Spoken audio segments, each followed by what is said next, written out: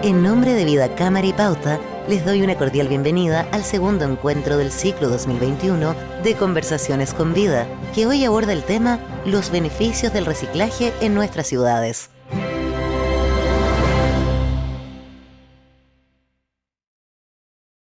Muy buenos días a todos y a todas. Muy bienvenidos a Conversaciones con Vida en Radio Pauta. Y quiero darles la bienvenida en esta mañana a esta conversación con vida que hemos sostenido ya en ciclos anteriores.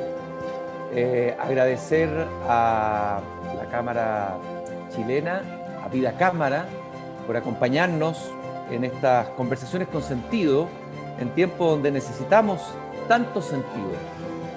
Y quiero inmediatamente presentar a nuestro entrevistado, Gonzalo Muñoz, que es un entrevistado o un contertulio en realidad, que es perfecto para estos tiempos de incertidumbre, tiempos de cambio, tiempos de inestabilidad, tiempos donde predomina el temor y donde al mismo tiempo el devenir de los acontecimientos con esta pandemia que nos ha marcado a todos nos ofrece posibilidades de verdaderos cambios.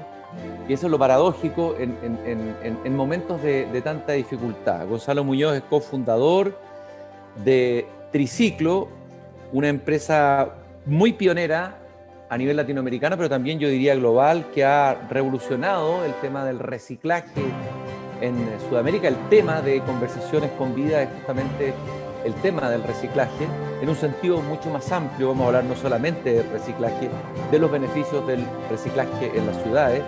Y la historia de Gonzalo es una historia muy apasionante, de alguien que en algún momento rompe el guión, se sale del guión, salta, y eso es lo que vamos a hablar hoy día. Gonzalo, muy bienvenido a Conversaciones con Vida. Qué gusto de tenerte acá. Igualmente, Cristian, muchas gracias por estar poniendo este tema. Me parece maravilloso que nos ayudes a impulsar la lógica que está detrás de los beneficios del reciclaje en las ciudades, y gracias a Radio Pauta por ofrecerle espacio. Y antes de lanzarnos en el fluir de la conversación, en la magia de la conversación, quiero recordarles que en Vida Cámara estar conectados es sentirse seguros. Disfruta de Conversaciones con Vida y recuerda que sus seguros son digitales, simples y sostenibles. También te invitamos a conocer a Lucas, seguro complementario de salud individual, creado por historias de personas que alguna vez necesitaron un seguro. Vida Cámara, compañía de seguros colectivos de salud y vida de la Cámara Chilena de la Construcción. Más información en vidacámara.cl. Hay una frase que a mí me gusta mucho, Gonzalo. Siempre parto con una frase o una cita, un verso que abre. Una frase de un pensador muy antiguo, y le he citado varias veces en el programa que hago aquí en la Radio Pauta desde Jardín, de Heráclito. Heráclito era el pensador cuando nace el pensamiento en Grecia en ese momento auroral. Y Heráclito dice, por ahí en un aforismo cortito, espera y hallarás lo inesperado. A mí me encanta esa frase. Me gustaría saber si te resuena algo en relación a tu vida, a lo que has hecho. Con eso quisiera partir. Brillante, me encantó la frase, la voy a adoptar. En ese sentido, yo creo que no solo me resuena completamente, sino que la conecto con otra cosa que está pasando que tiene que ver con lo mismo. Es lo que se llama la ley de Dornbusch. Después te mando el link para que también lo adaptes, que tiene que ver con ciertos cambios, tardan mucho tiempo en ocurrir, como que se arrastran en el tiempo, pero cuando ocurre el cambio, ocurren a una velocidad muchísimo mayor de la que tú podrías haber proyectado haciendo el análisis de lo que va ocurriendo, y un poco lo que nos ocurre como seres humanos, que muchas veces estamos basando incluso nuestras proyecciones en el tiempo en base a los datos que tenemos del pasado, y eso muchas veces nos hace permanecer en el error de proyectar lo que es posible, ¿no? Y yo creo que mucho de esta conversación tiene que ver con eso, con qué pasa cuando nos paramos en no solo aquello que es posible, aquello que es necesario y aquello que es inevitable. Lo que ocurre es que muchas veces yo quiero idealizarme en posicionarme en aquello que va a ocurrir y yo también existir con lo que soy hoy, y no necesariamente me proyecto con aquello que tengo que transformar de mí, y me refiero al individuo, me refiero a las sociedades, a las empresas, las actividades productivas, probablemente a la política también. Hoy lo que estamos viviendo en materia de cómo el medio ambiente ha pasado a ser un actor relevante, ¿no? Que empieza a tener casi personalidad jurídica, ¿no? Pasa a ser clave en cómo proyectamos nuestra actividad de cualquier tipo, fundamentalmente, Cristian, porque somos muchas personas operando en un entorno finito y con una serie de indicaciones de éxito como especie. Y eso nos lleva a una situación crítica donde tenemos que resolver. No creo que lo que nos toque resolver es cuántos somos, ¿no? Eso estamos viendo un comportamiento distinto desde la sociedad, fundamentalmente desde los más jóvenes, pero sí cómo queremos habitar, con qué tecnologías, cuántos recursos vamos a necesitar para sostener la vida como la conocemos. Esos son los momentos en los que estamos viviendo y eso hace que el medio ambiente pase a ser fundamental en cualquier toma de decisión. Me gustaría que aplicaras eso a tu historia, porque la historia de lo que tú has hecho, yo encuentro que es una historia muy apasionante, como tú fundas Triciclo y bueno, y todas las otras iniciativas en las que has estado implicado. Vamos a ir comentando algunas de ellas a nivel internacional, latinoamericano, cosas que tienen que ver con la COP25, etcétera, etcétera, etcétera. A ver, ¿cómo se da este proceso, este devenir cambiante en el que proyectamos desde el pasado sobre el futuro lo que vamos a hacer, como que congelamos la vida de alguna manera, pero la vida tiene un movimiento interno y propio que nos va a sorprender siempre, digamos, que es a esa deriva a la que hay que agarrarse en vez de aferrarse a la supuesta seguridad de ese pasado congelado. ¿Cómo fue en tu caso? Bueno, muchas gracias y entiendo que la pregunta me la estás haciendo a mí, pero yo nunca fundé solo, yo siempre he cofundado y toda aventura en la que me he embarcado ha tenido grandes partners que han sido fundamentales, ¿no? En mi caso yo venía de una trayectoria profesional en el mundo agroindustrial, donde te diría que hay dos componentes que son súper claves particularmente para esta conversación que estamos teniendo. La primera es cuando tú te desarrollas en el agro, ya sea porque estudiaste una carrera o porque eres un agricultor, digamos. Cualquier agricultor de la zona donde tú estás hoy sabe que tú no puedes poner infinitos individuos de una determinada especie en una superficie determinada, ¿no? Y en el sur, donde tú estás hoy, una de las métricas más comunes es cuántas cabezas de ganado por hectárea, ¿no es cierto? Quizás en la zona donde yo estoy, en la zona frutales, bueno, cuántas plantas por hectárea de una determinada especie. Hay una carga máxima para una superficie. Y esa es una pregunta que debe estar presente. ¿Cuál es la carga máxima planetaria? ¿Cuántas personas podemos habitar este planeta? Esa es una matemática que existe, que está, por supuesto, relacionada a cómo habitamos, con qué tecnología, etcétera, pero tiene un límite, ¿no es cierto? Y ese tiene que estar ahí presente, y ha estado en mi caso presente desde que tengo uso razón, digamos, por distintas razones que tienen que ver con mis padres, mis abuelos.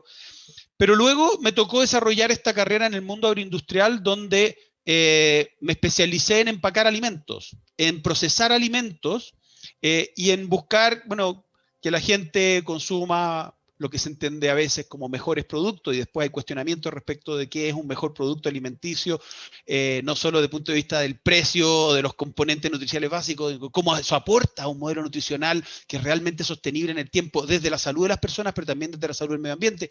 Pero lo que ocurre acá es que nos enfrentamos a una paradoja bien importante. Para nosotros poder darle alimentos al mundo de manera que se pueda distribuir, de manera que se pierdan menos alimentos, de manera que esos alimentos puedan durar más tiempo, de manera que un producto lácteo producido en el sur pueda distribuirse en Arica pocos días después y pueda mantenerse. Eso implica que hay que empacarlo de una forma que nos ha agregado una complejidad gigante, porque eso implica que a los empaques hay que darle ciertas propiedades barreras, que el oxígeno no entre, que el aire no entre, que la luz no entre, que la humedad no entre cuando son productos secos, y eso ha hecho que los empaques se hayan complejizado, maximizando un tipo de valor asociado al alimento, pero sin tomar en consideración en la historia cuál es la externalidad que eso genera en el medio ambiente. Esos empaques, al ser cada vez más complejos, ¿son factibles después de identificarse, recolectarse y después devolverse al sistema y reciclarse?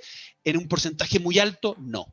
Y eso fue parte importante de el cuestionamiento que yo me hice en su momento con una serie de amigos. Con 2 de ellos decidimos fundar Triciclos bajo ese concepto. Es decir, aquí hay una serie de actividades que si las proyecto en el tiempo, las proyecto en su máximo éxito, hay al menos ciertos puntos en que ese éxito es malo para el mundo, no es bueno para el mundo. Y entonces, ¿podremos corregirlo? ¿Podrá ser factible que una empresa de cualquier tipo que tiene como objetivo resolver un problema, o debieran todas las empresas tener un objetivo de resolver un problema, lo haga no solo maximizando ese impacto positivo que debe generar a partir de resolver el problema, pero también haciéndose las preguntas de cómo puedo en la cadena de valor ir haciendo mejor las cosas? ¿Es factible que yo tenga éxito como empresa generando un deterioro del tejido social? ¿Es factible que yo tenga éxito como empresa deteriorando el entorno medioambiental? Esas fueron las preguntas que con Joaco, con Nico y con Manuel nos hicimos al inicio. Y vamos a volver a ese momento de la historia, a esa fundación o el momento que fue concebido la empresa Triciclo. Entiendo que en una servilleta fueron siempre concebidas estas ideas, vamos a hablar de eso. Pero está plastificada la servilleta. Están plastificadas, ya son históricas, son historias. Gonzalo, la idea, me interesó esta idea del éxito. A ver, ¿cómo hace una empresa que le va bien, que tiene éxito, y alguien le dice, sí, pero esto no es bueno para el planeta? Y digamos, ¿qué hace que una empresa vaya a decir, entonces, bueno, yo voy a dejar de tener éxito para que el planeta tenga éxito? ¿Cómo se resuelve ese impasse tremendo? Sobre todo en una empresa que tiene mucho éxito. Se resuelve por la vía de redefinir el sentido del éxito, integrando el éxito financiero dentro de esa métrica. Entonces, esto es como una ecuación matemática donde la función objetivo no es solo la maximización de las utilidades para los accionistas, es la generación de valor más amplia, donde incluso quizás la maximización de las utilidades para los accionistas es más bien una restricción, porque si una empresa no es rentable, no existe. Hay una frase preciosa de uno de los fundadores de Natura que dice, las personas necesitamos el oxígeno para vivir, pero nadie podría decir que nació y vivió para respirar. Bueno, la rentabilidad es como el oxígeno para las empresas. Las empresas necesitan la rentabilidad, necesitan que ese capital se mueva, premie adecuadamente a quienes corrieron el riesgo, reporte los debidos intereses a los bancos, etcétera, pague por supuesto su cadena de valor, pero puede y debe tener un objetivo que vaya más allá del objetivo financiero. Esos se combinen, o sea, aprendamos a masticar chicle y caminar al mismo tiempo, y en esa combinación ser una empresa cada vez más atractiva para públicos de interés que son cada vez más exigentes, para una sociedad que está cada vez más desafiada, para un planeta cuya finitud se nos viene cada vez más encima. ¿Hay algún ejemplo de alguna empresa exitosa en el mundo a nivel internacional, un ejemplo que sea relevante o interesante de relevar, que haya hecho ese giro, que haya tenido, que digamos que sus ejecutivos, sus dueños han tenido esta como epifanía, esta caída del caballo, y hayan logrado hacer posible, digamos, el nuevo tipo de empresa, ese cambio? Que sea interesante. Es bien notable históricamente, porque si tú te vas como a la generación de la lógica empresarial, bueno, evidentemente esta cuestión empezó más allá de los mercaderes, en fin, en general, por alguien que tenía ciertas habilidades y le resolvía el problema a otro, ¿no? Desde la persona que sabía cocinar y el otro que no sabía cocinar, hasta el que sabía construir una casa o que tenía unos caballos y fue capaz de domarlo, entonces transportaba. En fin, en general, la lógica que debiera estar en el centro de toda actividad empresarial es justamente la de resolver el problema. Yo creo, y aquí me estoy lanzando, por favor, y encantado de que me liquiden si es que esto históricamente es una aberración. Pero yo me imagino que cuando las empresas se desarrollaban en un entorno más local, a ti no te da lo mismo el que las personas que estaban trabajando contigo estuviesen mal o descontentos. Eran tus vecinos. A ti no te daba lo mismo que estuvieses dañando el entorno natural porque era el lugar de donde salía todo el bienestar que contribuía a ese mismo entorno. En teoría debiera haber en la conexión con lo local, en la conexión con las personas, una mayor capacidad de que eso nos importe. Y yo creo que una de las fallas que nos ha traído la globalización, donde yo soy una persona que, tú mismo lo mencionaste, yo trabajo en la globalización, en mi rol de champion de la COP, me importa y valoro enormemente el multilateralismo porque estamos todos en la misma nave, ¿no? Sin embargo, tenemos que reconectarnos con ciertas realidades, con ciertas condiciones nuestras como especie natural. Luego ha habido casos extraordinarios. Johnson & Johnson, por ejemplo, cuando se creó, lo que le importaba era el bienestar de las enfermeras. Ese era el foco. Era ayudar a que las enfermeras hicieran mejor su trabajo.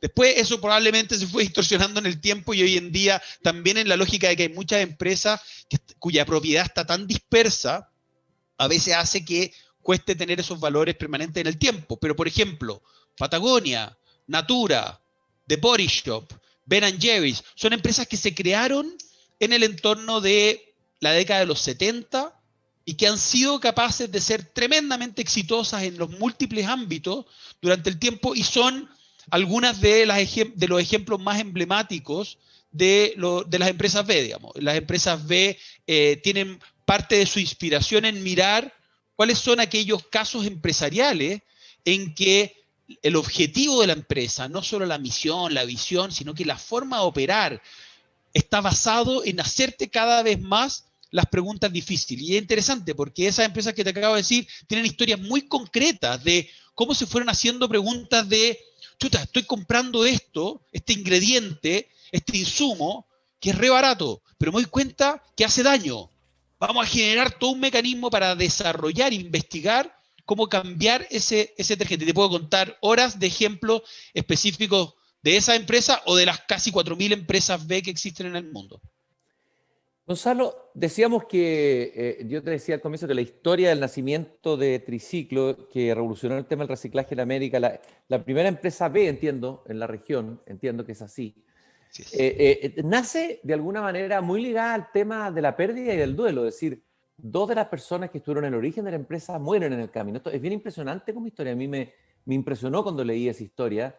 A ver, ¿cómo porque no es que uno busque aquí una explicación esotérica ni nada de eso, sino que trata de encontrar un sentido, uno construye un sentido, ¿no es cierto? O un relato de la empresa. ¿Cuál es el relato que tú construyes a partir de esos dos duelos tan potentes que fueron marcando? Y así vas contándonos un poco la historia de esta empresa, digamos. A ver, sí, y no tengo ningún problema en contarlo, y esto me ha tocado compartirlo públicamente. Para mí uno de los momentos también que me hizo cuestionarme mucho el por qué yo hago las cosas que hago, tuvo que ver con el cáncer de mi hija cuando ella tenía 3 años. Mi hija hoy tiene 19 años y está sana, pero fue un momento muy, muy concreto en el cual tuve la suerte de tener al lado a estos dos grandes amigos, 3 grandes amigos, que me acompañaron en ese duelo, con los cuales, en ese proceso duro. Después uno de ellos falleció, Nicolás Bech, un gran inspirador de muchos de los emprendedores más viejos, digamos, que existen hoy en día en Chile. Y después Juanco Arnolds, que falleció en el accidente de Juan Fernández, justamente cuando como equipo estábamos ayudando a la reconstrucción de Juan Fernández. Son por supuesto momentos personales y grupales, porque esto es hoy algo que como empresa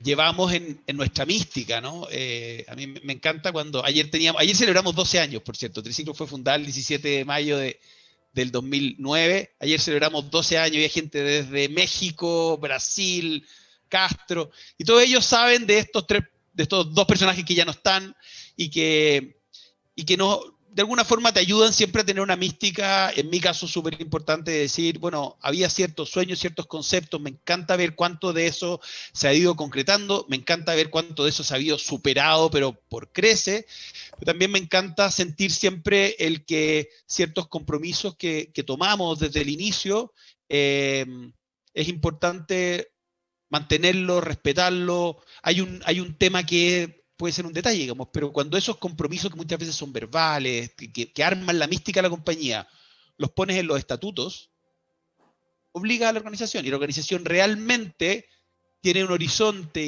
y navega hacia allá, no solo respetando, valorando ese legado histórico, sino que fundamentalmente también comprometido en la construcción de esta generación de valor, que en nuestro caso tiene que ver con que todo lo que hacemos tiene que tener triple métrica. De ahí nace el nombre Triciclos. Por supuesto, somos una empresa y por lo tanto tenemos que tener una mínima rentabilidad en función de incluso los fondos de inversión que invirtieron en nosotros. Tenemos que tener impacto medioambiental y un impacto social, y esos tres tienen que estar representados en triple presupuesto y triple balance. Nosotros todos los meses le reportamos al directorio en esas tres métricas. Si tú miras la servilleta donde se soñó y pensó la empresa y la miras hoy día, qué interesante ver ese sueño embrionario, esos primeros atisbos de un sueño y qué es lo que pasa después. A ver, ¿qué ocurre desde la servilleta hasta ahora? Esa Yo te diría que servilleta espontánea. sí, En un muy servicentro fue, ¿no? lindo. Fue en un servicentro, en una COPEC, en la COPEC de la carretera General San Martín. Ese sueño que rayamos ahí es hoy una pequeña fracción de lo que ha logrado Triciclo. Y eso no solo tiene que ver con lo que nosotros hayamos logrado, es que el mundo también ha evolucionado enormemente desde entonces y nosotros hemos estado buscando cómo generar parte de ese cambio y cómo acompañar ese cambio de la mejor forma posible con todas nuestras capacidades y nuestras herramientas. Por lo tanto, lo que queda de esa servilleta en términos de lo que hace Triciclos en concreto es probablemente una pequeña fracción. Lo que está ahí es justamente ese espíritu de decir, no sé si es como un poco la épica, ¿no? De decir, nos lanzamos, ese fue el momento de decir, nos lanzamos, dale. Vale la pena correr el riesgo. Aquí vale la pena tratar de alguna forma demostrarnos a nosotros mismos que las cosas se pueden y se deben hacer distinto. Había una épica muy vinculada a una ética empresarial que hace 12, 13 años atrás nos tildaban bastante de, cuando menos de alternativos, ¿no? Hoy mucho de eso está absolutamente en el centro del quehacer empresarial, no solo en nuestro país, sino que en muchas partes del mundo, y en eso nosotros también hemos tenido la suerte de estar en las conversaciones que han tenido que ver con el desarrollo de las empresas B, ¿no es cierto? Ahí me tocó estar con otros tres grandes amigos, con Juan Pablo Arena, María Emilia Correa y Pedro Tarac, en la cofundación de Sistema B, pero también todo el mundo de la economía circular y el trabajo que hemos hecho a nivel global ha tenido también que ver con conectarnos con grandes líderes del mundo no solo empresarial, también gubernamental, que han sido claros en determinar y en poner las bases de lo que es hoy una ruta, como decía antes, bastante inevitable. Me imagino que son, como todo en la vida, que son muy importantes las preguntas. A veces más que las respuestas, hacer las preguntas correctas y no dejar de hacerse preguntas, incluso hacer las preguntas más difíciles. Uno tiende a evadir esas preguntas difíciles. ¿Cuáles fueron las preguntas que ustedes hicieron? ¿Cuáles crees tú que fueron las preguntas importantes que tú te fuiste haciendo y que fueron claves en el desarrollo posterior de esta empresa? Bueno, al inicio la primera pregunta era lanzarse, ¿no? En ese momento, tanto Joaco, yo teníamos 37, 38 años, estábamos en posiciones de gerencias generales. Yo en ese momento tenía a mi hija todavía en tratamiento de cáncer y lanzarse implicaba muchas preguntas en lo personal, digamos.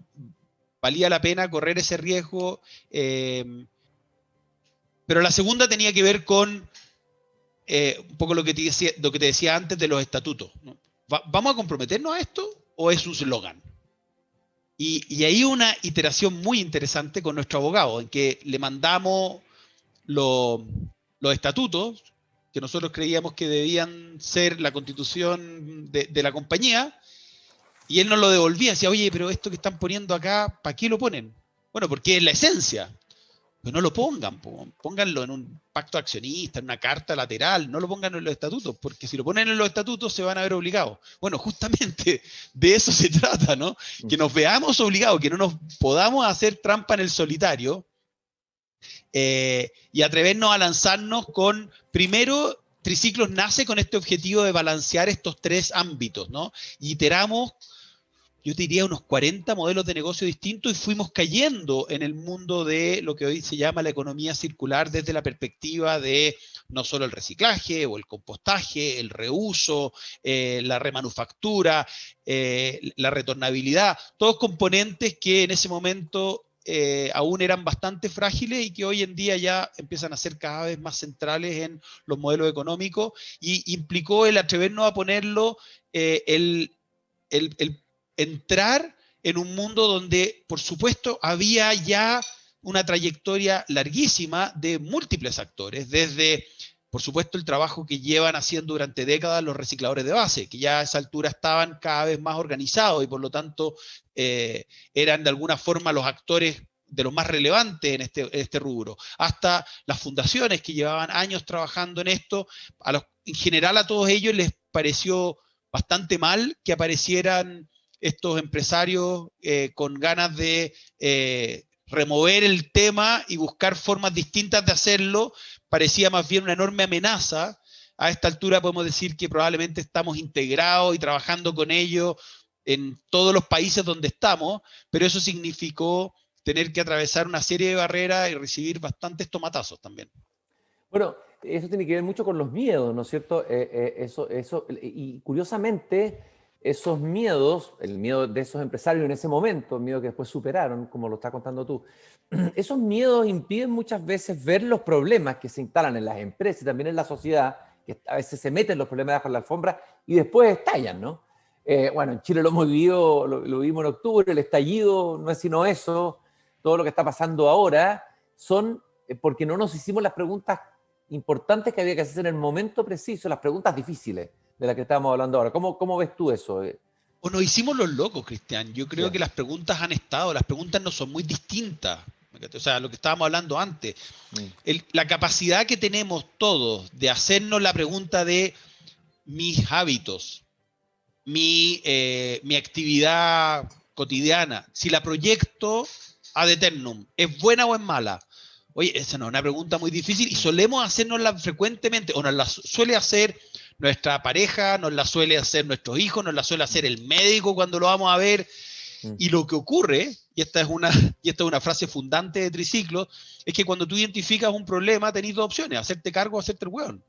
Y estamos perfectamente entrenados para hacernos los hueones, para decir, bueno, pero ponle tú, a ver, busquemos otra opción. A ver, busquemos si es que hay una salida distinta. Busquemos si podemos bypassear esto, o directamente sentirte que el problema que tú estás enfrentando te supera. No soy yo la persona que tiene que hacerse cargo, otro se hará cargo. ¿Qué voy a lograr yo si soy un individuo? En fin, entonces, en las distintas dimensiones, tanto en lo personal como ya más en lo sectorial o incluso en lo global, tenemos todas las herramientas y todas las justificaciones muy racionales por las cuales decir, no vale la pena hacerse cargo, ¿no? Cuando eso lo llevamos a nivel empresarial, estamos anclados en el cortoplacismo, en la relevancia que tienen hoy las métricas muy cortas, en buscar el éxito en el corto plazo, en mostrar que la hiciste, ¿no? Que la hiciste rápido y multiplicaste por mucho, en ganarte el bono de fin de mes o el bono de fin de año. Todos esos son componentes que atentan contra una mirada realmente más saludable de ti y de la organización. Poder decir, a ver, yo quiero que esta organización esté durante mucho tiempo, tenga la capacidad de ir contribuyendo también a un entorno que es cada vez más desafiante, que se desafía a sí mismo, que innova. Eso requiere el poder tener una capacidad de preguntarte permanentemente, ¿esto que estoy haciendo es bueno ahora y para pocos? ¿O puede ser de otra forma bueno en el largo plazo y para muchas personas, ¿no? Eso te lleva a preguntarte aspectos asociados a, por supuesto, los salarios.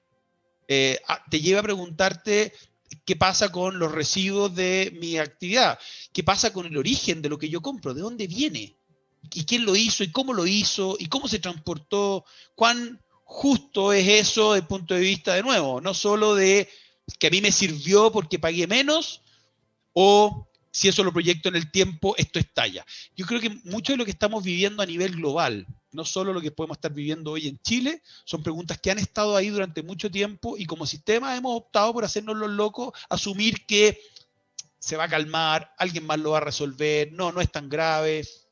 Y a mí que me toca, digamos, hoy trabajar en el tema climático, se trata exactamente de eso. La evidencia ha estado ahí durante décadas.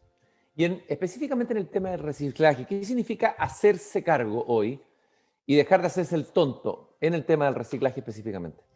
Depende de cuál sea tu rol, digamos. Cuando nos vamos por supuesto,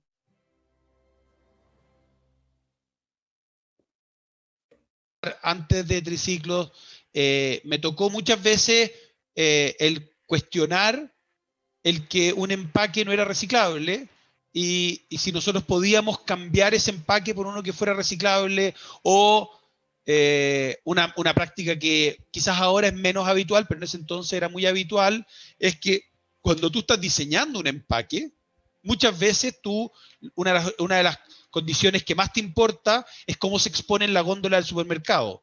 Y mientras más grande muchas veces y más visible, más atractivo es. Entonces, así como muchas veces nos encontramos con contenidos chiquititos con empaques gigantes, porque lo que necesito es el look and feel, ¿no? Ese tipo de distorsiones, cuando muchas veces tú las llevas o las llevaba, yo creo que esto ha cambiado fascinantemente de forma acelerada en los últimos años, pero en ese entonces tú lo llevabas a un directorio, el directorio decir, ¿por qué me va a tener que hacer cargo de eso? ¿Tengo una multa o no tengo una multa? Y si tengo una multa, capaz que me valga la pena pagar la multa respecto de corregir la externalidad. Y eso es parte de la realidad muchas veces del mundo empresarial. Optamos por colocar la potencial multa a veces en la ecuación financiera de la compañía, en vez de cuestionarnos, espera, ¿qué tipo de valor estamos construyendo? No solo para la compañía y sus accionistas, para nosotros mismos. Si esa métrica es una métrica no solo cortoplacista, sino que incluso pone en riesgo todo el valor que creemos estar creando. Después, cuando lo lleva al ámbito más personal, bueno, es muy importante que vayamos avanzando, y hemos avanzado, ¿no? En una sociedad donde nosotros seamos capaces de mirar qué es lo que pasa por nuestras manos, ir haciéndonos preguntas. Yo entiendo que es muy difícil que yo llegue a entender cómo se fabricaron estos headphones, cómo se fabricó este computador, la totalidad de la cadena de valor es muy compleja. Pero en el día a día hay muchas cosas que pasan por nuestras manos y el que nos hagamos conscientes de, ok, yo fui el que decidí comprar esto y por lo tanto, si eso genera un daño, yo soy cómplice de ese daño, ¿no? Pero si puedo optar por un producto que tiene ciertos valores agregados, soy un buen cómplice, ¿no es cierto?, del valor añadido, del impacto positivo que generó un producto.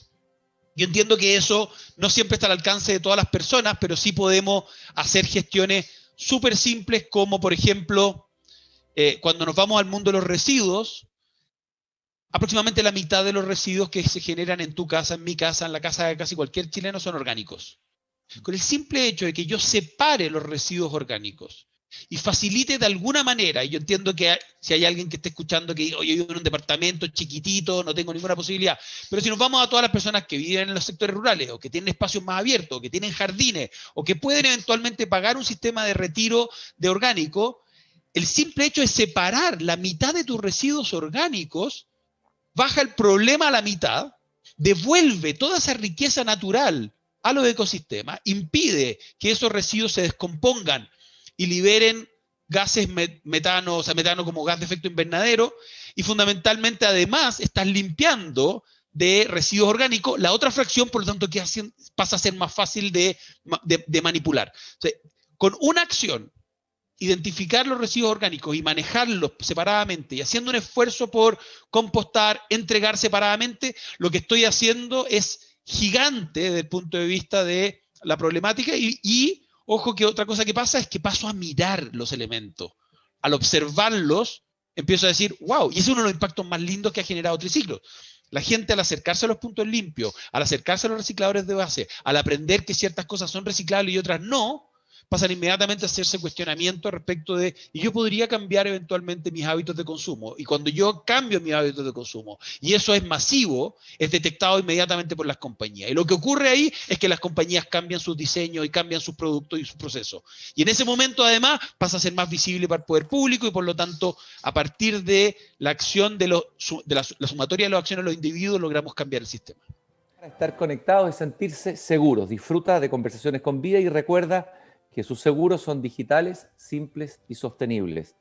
También te invitamos a conocer a Lucas Seguro Complementario de Salud Individual, creado por historias de personas que alguna vez necesitaron un seguro. Vida Cámara, compañía de seguros colectivos de salud y vida, de la Cámara Chilena de la Construcción. Más información en vidacámara.cl. Gonzalo, te quería seguir profundizando en este tema del reciclaje de la basura. Lo primero, la sensación ante la magnitud y el aceleramiento del cambio climático, la sensación de las pequeñas acciones individuales, muchos dicen son acciones, está bien, relevantes porque tomamos conciencia, pero son insignificantes por el daño ya hecho y porque en realidad las grandes potencias como China, Estados Unidos, está viendo un cambio ahora, pero mientras ellos no tomen decisiones globales importantes, esto que uno haga, el impacto que va a tener va a ser absoluto. ¿Qué piensas tú de esa afirmación, de esa sensación que a uno de alguna manera lo hace también dejar de tomar acciones a nivel individual? Pues sí, lo que vamos a aportar acá aquí es nada para lo gigantesco que es el problema. Yo creo primero, Cristian, que es una decisión. Es una decisión de cómo te posicionas respecto de la vida. Y obvio, todos podemos vivir la vida diciendo, bueno, lo que yo haga da lo mismo, y siempre puede dar lo mismo, y eso puede tener consecuencias en función ya casi del azar, ¿no? De que es lo que te pase en función de cómo enfrentes la vida. Creo que sí es importante tener la máxima cuota de realismo y de noción de cuán grave es el problema a la hora de enfrentarlo. O sea, es mucho más poderoso cuando la decisión está fundamentada en justamente me aproximo al problema porque sé lo grave que es, a cuando me aproximo desde la ingenuidad de creer que con una acción pequeñita se resolvió todo. Digamos. Entonces, creo que hay un valor justamente en tomar conciencia de que estamos frente a un problema gigante que involucra a múltiples actores, que tiene un arrastre histórico y tiene ciertas inercias que son dramáticas también, y sin embargo, y a pesar de ello, o debido a ello, opto por ser parte de aquellos cambios que están ocurriendo. Esos cambios que están ocurriendo a ratos tienen que ver con la inevitabilidad. Estamos hablando de justamente procesos que se han ido agregando en términos de deterioro medioambiental, como decíamos al principio, ¿no es cierto? También producto de que somos muchas personas, muchos individuos de esta especie exitosa, habitando este entorno finito de una manera que es insostenible, y eso hace, tú lo proyectas en el tiempo y dices, bueno, esto en algún momento va a explotar, digamos. Entonces cambiémoslo o tratemos de corregir el rumbo antes de que explote. De eso se trata, ¿no? Y cuando digo explotar, digo manifestar cada vez más daños irreversibles, condiciones como la que estamos viviendo producto de la crisis climática o producto del daño que hemos generado en los océanos o degradación de la Tierra. Fíjate que el año 92, en la Cumbre de la Tierra, las Naciones Unidas se puso de acuerdo, y cuando las Naciones Unidas, las 197 partes se ponen de acuerdo y dicen, aquí hay un daño que hemos generado los seres humanos, esto es antropogénico, en el planeta que debe corregirse de manera urgente. Y se crean las 3 convenciones de las Naciones Unidas. En el año 92, en la Cumbre de la Tierra. La de clima, la COP de clima, la COP de biodiversidad y la COP de desertificación. O sea, todos estos temas son temas que el consenso de que estamos frente a un problema ya lo tenemos desde el año 92 y para atrás, imagínate la cantidad de evidencia que se fue acumulando. En ese sentido, como te digo, estamos frente a algo que va a progresar hacia intentar resolverlo cada vez más aceleradamente en la medida que el drama se va acrecentando, ¿no? Y por lo tanto, los cambios que estamos viviendo a nivel de, no solo, como decías tú, cambio a nivel de las grandes potencias del mundo, y hemos visto en los últimos meses como China y Estados Unidos, en el caso de Estados Unidos fundamentalmente por el cambio de gobierno, tuvieron vuelcos que son significativos y que ayudan a acelerar la trayectoria hacia la solución. Pero hemos visto una trayectoria acelerada hace ya décadas en la Unión Europea. Estamos viendo cómo la vulnerabilidad de los países más afectados por la crisis climática, los pequeños estados islas, los países menos desarrollados, esa voz agregada empieza a tener cada vez más peso en la arena política internacional, y todo eso, más una juventud que entra a la arena fundamentalmente en el mundo climático en los últimos 5 años, pero que viene manifestándose también progresivamente desde hace décadas, hace que el mundo empresarial diga, ups, el escenario nos está cambiando de forma brutal, mi negocio, como yo lo proyecto, está en absoluto riesgo, y estas son conversaciones que me toca tener a diario con presidentes de compañía que dicen, caché, la entendí, Y a veces esos vuelcos son gigantes, ¿no es cierto? Ojo que muchos de esos vuelcos están ocurriendo también por la conexión, porque esa persona que está liderando una compañía a nivel global desayunó con su nieta o su nieto o tuvo un almuerzo con su hijo o hija, y eso le abrió los ojos a dimensiones que esa persona no había sopesado adecuadamente.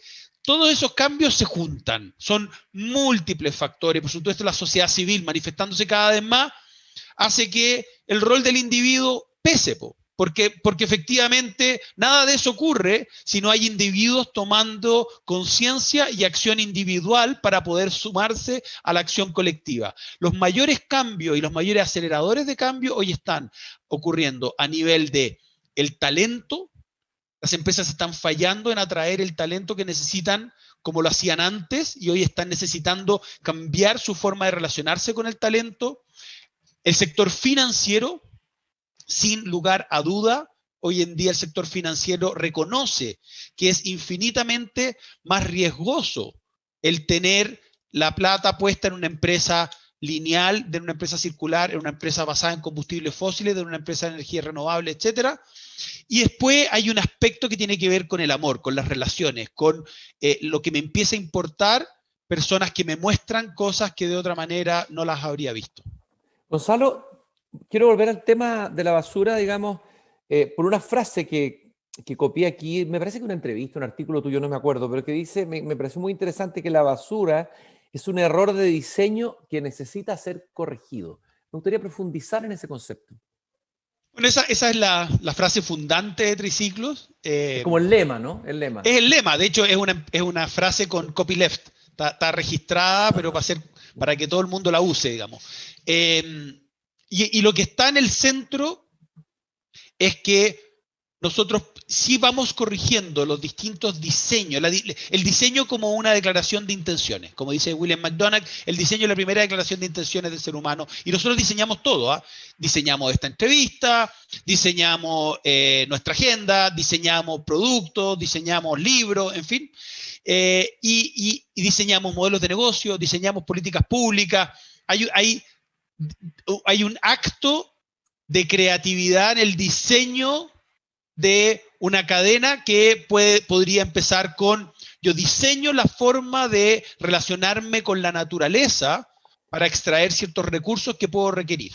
Y puedo tomar una decisión de que voy a diseñar ese sistema de forma tal que su impacto sea el menor posible. Y hemos diseñado históricamente, y estamos corrigiéndolo, ¿no es cierto?, un modelo que impacta a la naturaleza en la extracción sin tomar en consideración adecuadamente la finitud de los ecosistemas que estamos impactando. Y eso se tiene que corregir de manera urgente. Después se tiene que corregir, por supuesto, el diseño de los productos, de forma tal que los productos se mantengan en circulación el mayor tiempo posible. Tenemos que corregir la obsolescencia programada que está presente en potencialmente los audífonos que tú estás usando, o el lápiz con el que estamos escribiendo, o el celular que tuviste que cambiar porque se saturó la memoria o se echó a perder la batería. Hay una serie de objetos, la ropa, que están diseñados para que se deterioren en un plazo determinado, lo cual te obliga a comprarlos con mayor frecuencia, y eso implica que tenemos que muchas veces recuperar modelos de diseño más bien tradicionales, donde las cosas permanecen en uso durante el mayor tiempo posible. Eso implica rediseñar modelos de negocio. Eso implica después rediseñar cómo entendemos el rol de los ciudadanos en su acto de consumo. Tenemos que rediseñar nuestro rol como ciudadanos también en cómo nos relacionamos con los residuos. Tenemos que rediseñar los modelos de captura de esos residuos para que en su gran mayoría vuelvan a los sistemas productivos, y finalmente tenemos que rediseñar las políticas públicas. O sea, toda la cadena, cada hito que hoy en día está fallando es potencialmente sujeto de un nuevo diseño, donde lo más sorprendente es que toda la tecnología y el conocimiento están disponibles. No tenemos que inventar la rueda. Y Gonzalo, otra frase que me pareció interesante, que es insostenible que sigamos pagando por contaminar. ¿Cómo puedes graficar esto y encarnarlo? A ver, es tan simple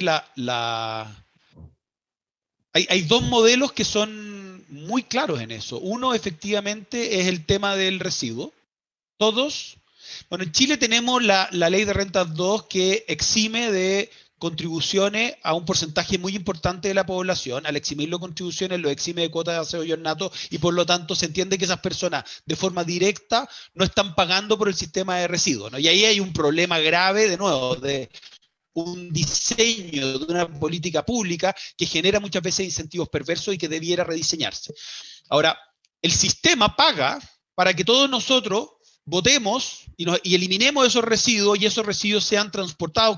A mí me fascina y me aterra también, ¿no? Pero cuando hay paro de sistema de basura y la basura se empieza a acumular y la gente se escandaliza porque ven la basura, se queda ahí, en circunstancias que lo que hacemos todos los días es transportar esa inmundicie, ese problema, 100 kilómetros, pero sigue estando ahí. Ahora, en los mejores casos, controlado a través de un sistema de relleno sanitario, pero en muchas, la gran mayoría quizás de las municipalidades de Chile, en un vertedero, en un sistema que es inadecuado desde lo social, desde lo ambiental, desde lo sanitario. Y nosotros pagamos por eso. Sin embargo, cuando montamos una operación de reciclaje, la expectativa es, no, pues entonces ahora yo quiero que me paguen por mis residuos.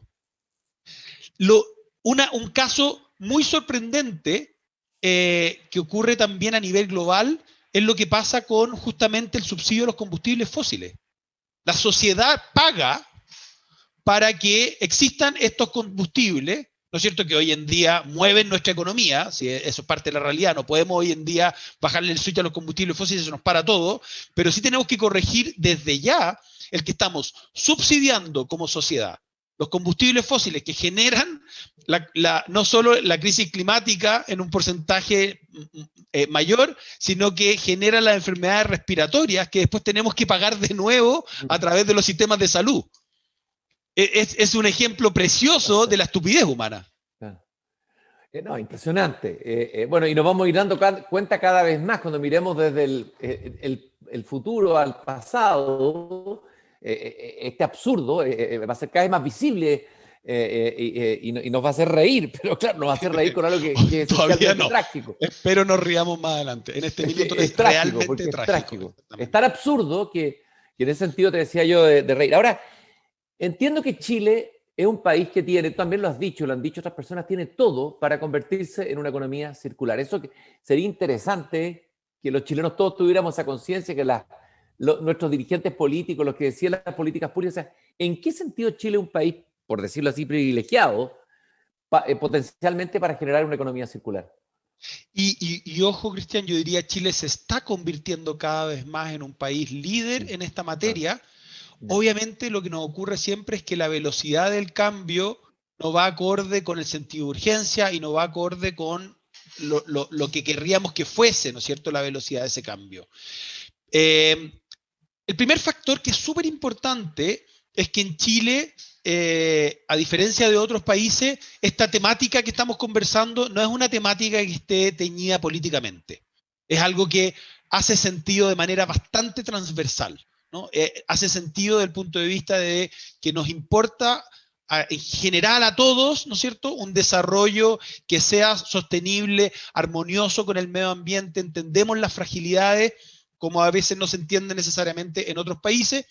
Una de las cosas muy inteligentes que ha hecho Chile, y que ocurrió en este gobierno, pero totalmente vinculado, ha sido una aposta preciosa que se han ido pasando los distintos gobiernos, tuvo que ver con transformar el área de residuos dentro del Ministerio de Medio Ambiente por el área de economía circular. Y eso, que es mejor que tú para validarlo, tiene un valor gigante. Cuando las palabras crean realidades, cuando el simple hecho de declararlo, de ponerlo en el centro, de mantenerlo y sostenerlo en cada uno de los relatos, empieza a crear un alineamiento entre los distintos sectores, ¿no? Entonces después, a continuación, tú tienes, por supuesto, a los distintos gremios totalmente alineados, trabajando cada uno de ellos con sus programas de economía circular, a nivel de la CPC, la SOFOFA, la Cámara de la Construcción, la Sociedad Nacional de Agricultura. Están todos absolutamente conscientes de que este es un tema que es transversal, es necesario, aumenta el valor de la actividad productiva. Luego, por supuesto, hay un aspecto que tiene que ver con nuestra fragilidad. Chile es un país que tiene enormes fragilidades en lo que se refiere a las 3 convenciones que hablábamos antes. O sea, estamos sometidos permanentemente a una desertificación acelerada, hemos perdido biodiversidad y estamos, por lo tanto, alerta de protegerla, y al mismo tiempo somos un país tremendamente vulnerable al cambio climático. Y en ese sentido, si uno ve lo que ha hecho Chile, voy a simplificar en ciertas acciones, la cantidad de territorio nacional, terrestre y marítimo que está protegido. Es tremendamente importante. Ahora lo que toca es destinar los recursos para que eso no solo pueda ser gestionado adecuadamente, sino que eso se enmarque, y ese ya es un trabajo también a nivel del multilateralismo, en la agregación de valor de nuestra economía, cuando se trata de una economía que lleva consigo un aporte al planeta importante en materia de conservación de recursos ecosistémicos. A continuación, somos un país que prácticamente no tenemos combustibles fósiles, ¿no? Y por lo tanto somos un país que tiene todo para volcarnos, como lo estamos haciendo, hacia las energías renovables. Y eso es salir de una economía lineal, la economía de los combustibles fósiles. Yo extraigo un recurso de naturaleza, lo convierto en un recurso energético, lo transporto, lo comercializo, lo uso, en la quema se genera un residuo, que son los gases de efecto invernadero, y eso lo puedo reemplazar por un modelo circular basado en energías renovables, de las cuales nuestro país es tremendamente rico, y por lo tanto todo lo que está ocurriendo con cierre de las centrales de carbón acelerada, todo lo que es la transición energética, el incremento no solo en la energía solar y eólica, sino que también la Estrategia Nacional de Hidrógeno Verde, todo eso es posicionar aún más la energía renovable en nuestro país, perdón, la economía circular, y todo eso está entrando fuertemente en las grandes actividades industriales de nuestro país, ¿no es cierto? Hoy en día la minería, se está empezando a preguntar cómo hacemos minería no solo cada vez más sostenible, sino que cada vez más circular, cómo hacemos la agricultura, el mundo forestal. Tenemos desafíos gigantes con la industria pesquera, ¿no? Y hemos visto cómo se les ha venido encima la salmonicultura, todo lo que tiene que ver con los desechos plásticos o los problemas que tienen con la mortandad de los peces. Hay todo un cuestionamiento que en las soluciones que se han ido dando, esas soluciones en muchos casos están resultando ejemplares para el mundo. Gonzalo, y en términos de la basura y del reciclaje, ¿qué es lo que queda todavía por avanzar? ¿Cuáles son los desafíos más importantes o saltos más cualitativos que habría que hacer en el futuro? Ya ustedes hicieron un salto muy grande. ¿Cuáles son los otros saltos pendientes? Lo que viene ahora, y está vinculado también a uno de los desafíos que estamos enfrentando como país, y asociado a un convenio que hizo Chile con el gobierno de Canadá, es establecer un mecanismo de retiro de residuos orgánicos en todo el país. Como te decía al principio, eso va a tener efectos maravillosos. Por una parte, resuelve al retirarse en cada uno de los domicilios un porcentaje aproximado del 50% de los residuos totales. En segundo lugar, inmediatamente genera esta capacidad de reflexión de la ciudadanía cuando empezamos a tener que relacionarnos con la basura. Ya no es llegar y meter todo a una bolsa negra, que yo sostengo que la bolsa es negra justamente para que no la veas. No sé si te ha tocado ver una bolsa de basura transparente que te produce algo. La negra no te produce nada.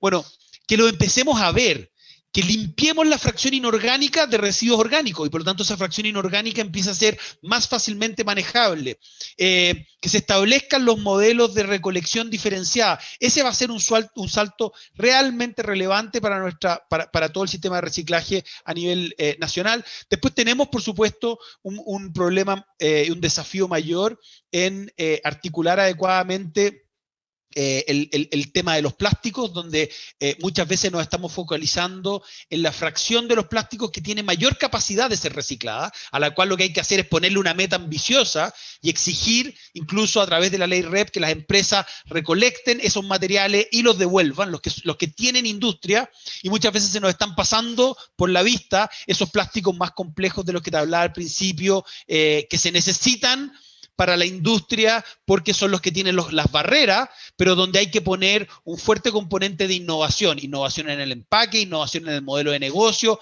reducir la cantidad de esos materiales que en su gran mayoría no son reciclables. Después tenemos otros grandes desafíos que tienen que ver también con cuestionamientos de los respectivos modelos de negocio. La ropa.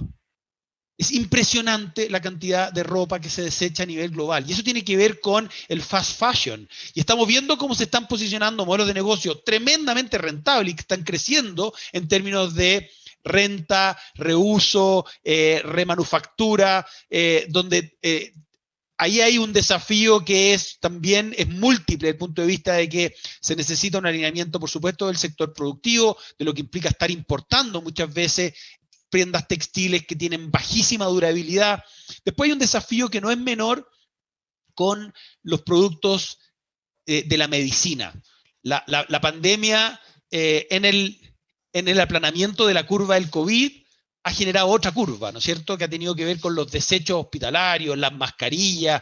Eso solo ha agravado un problema que ya venía. Yo te desafiaría que tú vayas al botiquín de tu casa y veas cuántos medicamentos están vencidos y que van a terminar en la basura. Y al terminar en la basura, muchos de esos componentes tienen alta probabilidad de terminar afectando al medio ambiente. Y ahí hay que hacer ciertas correcciones para facilitar el retorno de esos componentes médicos a los sistemas productivos. Eso te diría que son algunos de los principales desafíos que tenemos hoy.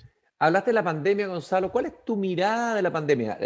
La pandemia, evidentemente, que tiene una dimensión trágica, dolorosa, la pérdida de vidas, pero también está produciendo cambio, nos está llevando a producir cambio, está acelerando cambio. No sé, ¿cuál es tu mirada más global de la posible dimensión positiva dentro de lo que tú has hecho y de lo que tú has pensado para los años que vienen? Efectivamente, Cristian, tal cual como tú dices, cuando hablamos de la pandemia, lo primero que se nos debe venir a la cabeza, no sé si se nos viene a la cabeza y al corazón es el dolor, ¿no? Y las pérdidas de vida, la pérdida de salud, todo el drama que hemos enfrentado y al mismo tiempo cuánto de eso nos debe hacer reflexionar respecto de que los sistemas podían estar mejores preparados. Esto era algo tremendamente inusual, son pocas las personas que lo tenían en el mapa de las probabilidades, pero sí develó una serie de fragilidades que sí se habían identificado de forma previa, ¿no? Y entonces, esa es una primera lección importante, cómo la pandemia nos ha servido hoy para reforzar resiliencia de los sistemas, la integración de los sistemas. Yo creería que la pandemia va a terminar sirviendo, entre otras cosas, para reforzar el multilateralismo y un nuevo tipo de multilateralismo, donde no solo las definiciones las toman los estados, sino que también integran a los actores locales, la importancia que han tenido los alcaldes y alcaldesas en todo el mundo, ¿no es cierto?, los gobiernos locales. Por supuesto, el rol que cumple la innovación y el sector financiero cuando se logran alinear con estos objetivos globales.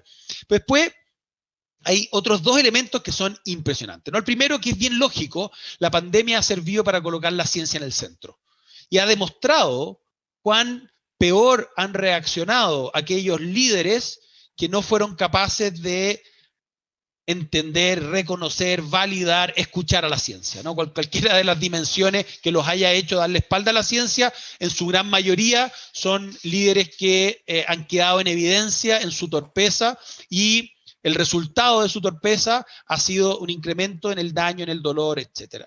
Y por lo tanto, cuando lo llevamos a las otras dimensiones, como la crisis climática o como la crisis medioambiental en términos generales, la ciencia es clave. La ciencia tiene que estar no solo proveyendo cada vez de mayor información, sino que debe además ser escuchado. Entonces, establecer esos puentes, incorporar a la ciencia cada vez más en la toma de decisiones, a los científicos en los directorios, tener voces científicas hablando permanentemente, indicadores que estén al alcance de la ciudadanía, es clave.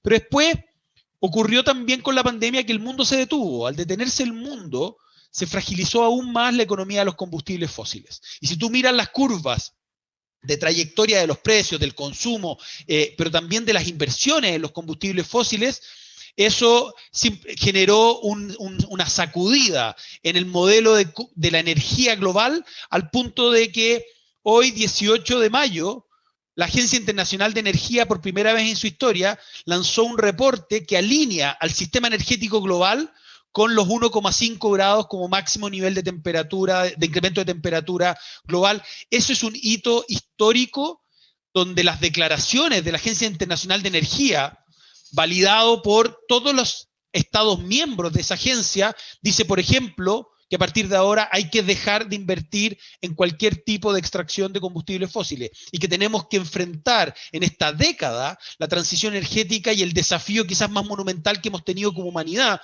que es transitar de un modelo de desarrollo que nos ha llevado a aumentar las emisiones atmosféricas y la crisis climática, a uno que nos lleve a la trayectoria de cero emisiones netas.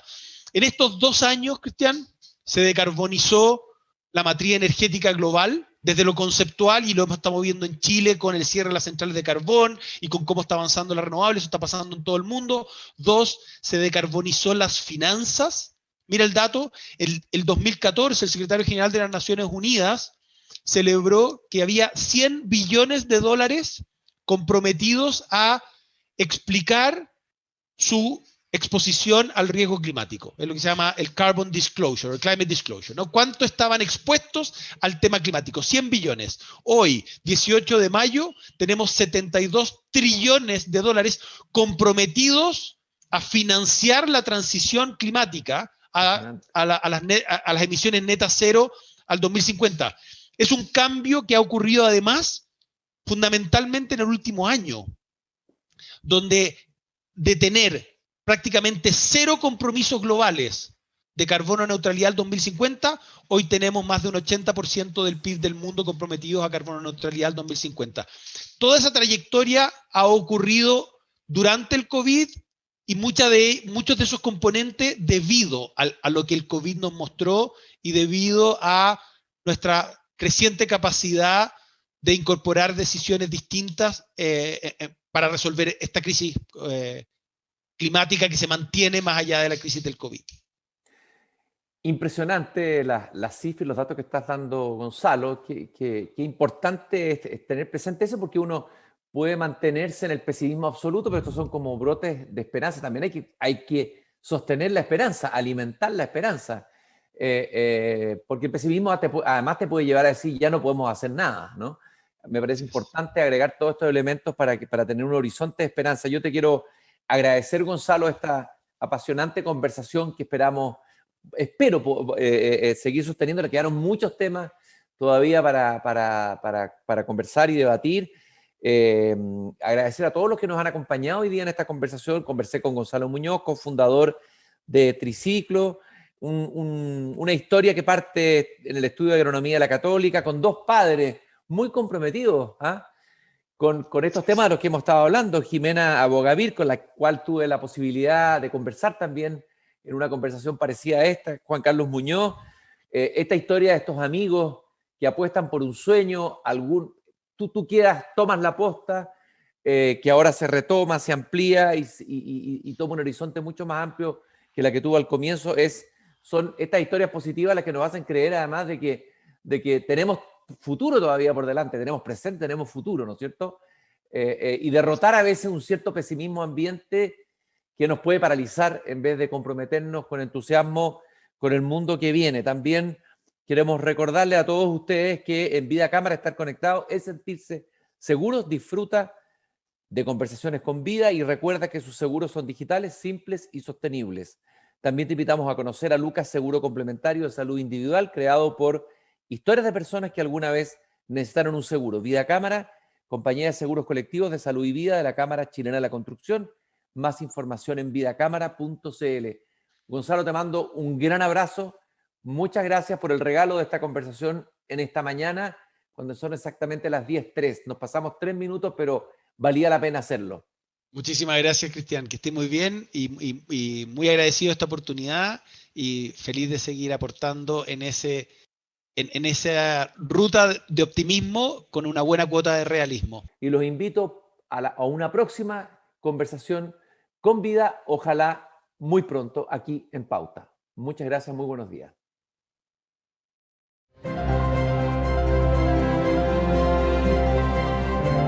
Esta fue la segunda edición de Conversaciones con Vida 2021. Agradecemos sinceramente su presencia y los dejamos invitados a nuestro próximo encuentro.